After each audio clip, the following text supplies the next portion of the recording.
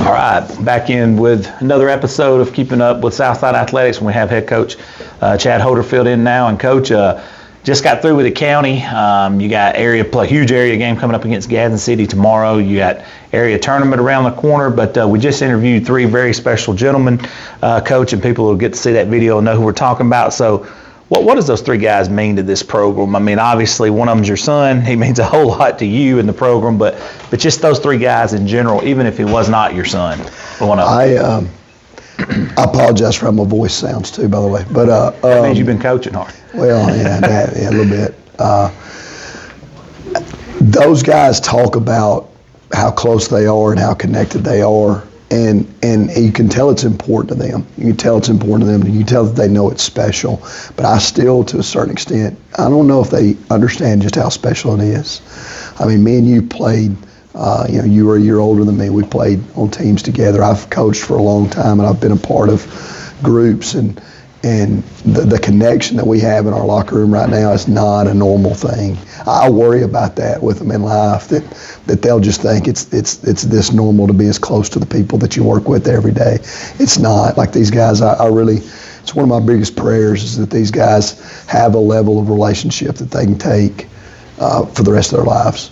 Whatever they go through, that they'll be able to reach out and share with each other and be with each other. And so I know how special they know it is, but it's just a really neat thing to have a group of kids that really genuinely care about each other as much as ours do. That transcends sports, and it's also something you can't coach. It really has. I don't mean they have to do it. Yeah, I don't mean this in bad. It has nothing to do with sports, really. It really doesn't. It has to do with everything. It has to do with everything. I mean, there's two or three of them that are in a Bible study class together, and I'm thinking about going. They're calling you out on that.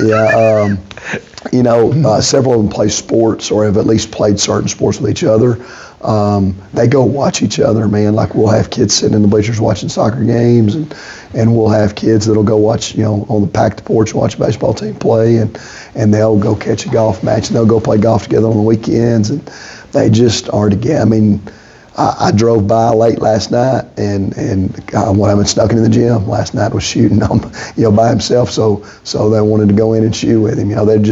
They're around each other all the time. It's special. That is special. Coach, that you said it best. That's things that's not normal nowadays. Like you said, most people treat it like it's a clock in and out job, and he's on my team. He's my teammate. But this is a brother. You hear Saban talk about it, and I'm not a big quote Saban guy because I know a lot of people are. But in a society where everything's very transactional, our guys have absolutely transformed each other's lives. They have. They mean a lot to each other. It's really powerful. Man, that's awesome. When you look at what y'all have had to go through this year with the moving up in classification to 6A, and then you're dropped in here with Gadsden City and the Fort Paynes of the world, we're just sitting here talking about these guys just took it head on. Talk about that, because the easy thing with the coward way would have been to be like, man, they messed us up, man. They threw us in 6A. These dudes took on that challenge and all these other challenges y'all have had. I'll tell you how competitive our team is we've had a great season. But there are two situations that we haven't figured out how to get by yet. And one was Glencoe in the county, and the other one is Fort Payne in the area. And outside of all the success we've had, they're angry about those two situations. They're frustrated. And so for them, it tells you how competitive they are, that it would be, honestly, it'd be really easy for them to look at everything else and say, we won 6 games last year, and we're sitting here at 12-11 right now. Got a chance for a first winning record at Southside in the last 4 or 5 years. We're always an up classification team. We play a tough schedule, so a winning record around here is a special thing. And it's those. We just we had a great game. I don't know if you called our semifinal game against Oaks Bluff. We played really well, a lot of toughness. Won a gritty game in overtime. And having to play back-to-backs on Thursday, Friday at Glencoe, just couldn't get by them.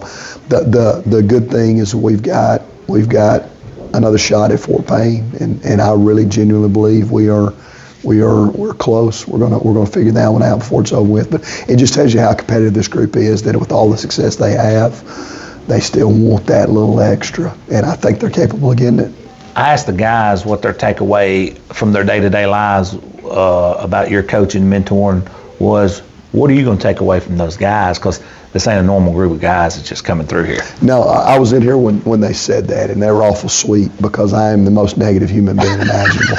I am a glass half empty on a daily basis person. You can do a million great things, and I'm going to notice the one thing that you did wrong and tell you that it was wrong and tell you need to fix it. And they've had to battle through that since they were 12 years old. Some of them since they were in a diaper, and so what I've it almost makes me feel guilty about the past, because what I've learned from this group is that I can be a different version of myself, and it's effective. I've definitely been willing to look at how I view things, how I coach things, how I deal with things from a very different perspective with these guys. Because I don't look at them like players, and maybe that's a bad thing. I'm not saying it's a good thing, but I don't look at my players. I look at them like nephews or things like that. And I look at them like that and from that perspective, because that's what they feel like to me. So. Absolutely. In any kind of fight, like if it's somebody you just know and he's like, hey man, let's go fight. I mean, you may go help him out, you may not. But if a family member calls you and says, hey, let's go fight. Oh, there's this. The shoes are on, or it's out the door. That's how these guys are. There's this. Me and Coach Holcomb were talking. Coach Holcomb, Miles is helping with basketball, and there's this little test. It's called the foxhole test, where you write down, like, if you were in a foxhole at war, who are the three people you'd want in your back and on your right and on your left. And like we got to talking about that the other day. Would this be a good thing to do with our team? And it's like, who would you not pick? Like, you would not pick. Like, that's right. I couldn't narrow this group down to 3 guys. I'd want them all there with me. Yeah. I mean, so it's. I keep saying it's special, but I don't want to take that for granted, because it absolutely is. Absolutely. It makes your job a lot more meaningful to see a group like that too. I'm sure it makes you know, hey, we are connecting. It makes it harder. I don't think I have a group that I've coached that I feel like I failed more than this group. They are so good that you want to be perfect. When you fall short, you feel like they talked about preparation, and when you feel like, as a coach, when you feel like you didn't prepare them enough, because that they gave you, like, again, it's what I said a minute ago, they make you evaluate how you coach, because you want to be on the money for them. That's good perspective too. Yeah. They're challenging you as a coach. Absolutely. Man, I like it. Well, Coach, a couple more questions before I get you out of here, because I know you're a busy man. Talk about Gadsden City tonight and their team and what it take to go in there and battle those guys. We knew 6A was going to be a challenge. Fort Payne's good, and Gadsden City's good. Gadsden City has 2 really good players, in the Sharp kid and the Barksdale kid. Now, when we played, it's been a while ago, but when we played at Gadsden City, we played 3 relatively even quarters. They just jumped us in the first 8 minutes, and it felt like Sharp and Barksdale made more shots than they shot. I mean, it didn't feel like they missed. So we've got to figure out some things to challenge that. We need to limit those 2 guys. Listen, we're here to win. It's a winnable game. Our guys, there's no doubt in our locker room whatsoever that if we go out and we be us, it's a game we can win, and it's an area we can win. But we've been really good all year defensively. Got to find some ways to shave some points a little bit here and there, score a little bit more, get a few more stops. But at the end of the day, we've been pretty good defensively. Just got to find a way to score enough. No doubt. Like I said, I told the guys, I mean, the defense is usually the hard part to figure out.